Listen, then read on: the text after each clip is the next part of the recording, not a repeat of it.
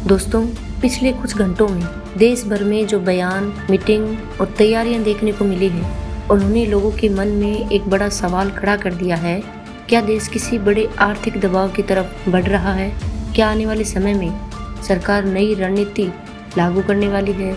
और सबसे बड़ा सवाल, आखिर बार बार ऑनलाइन क्लासेज और वर्क फ्रॉम होम की बातें क्यों हो रही है? देखिए, जब देश का नेतृत्व किसी चीज को एक बार नहीं बल्कि लगातार दोहराता है तो उसके पीछे कोई न कोई बड़ा संकेत जरूर होता है।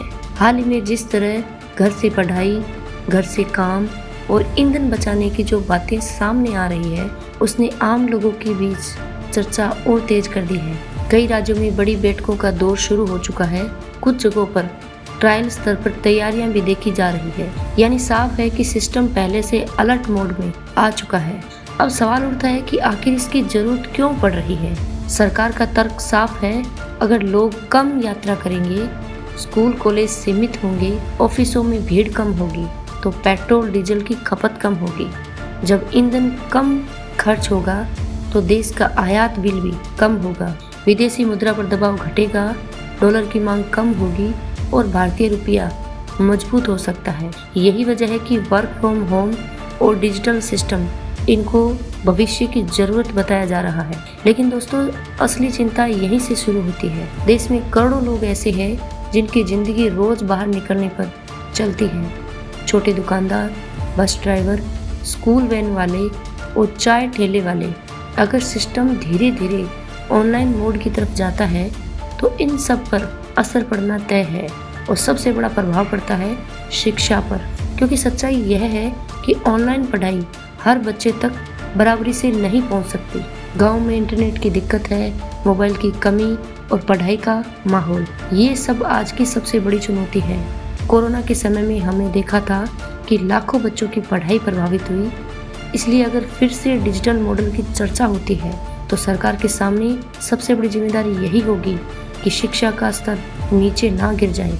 दूसरी तरफ कुछ लोग यह भी मान रहे हैं कि आने वाले समय में महंगाई और आर्थिक दबाव बढ़ सकता है।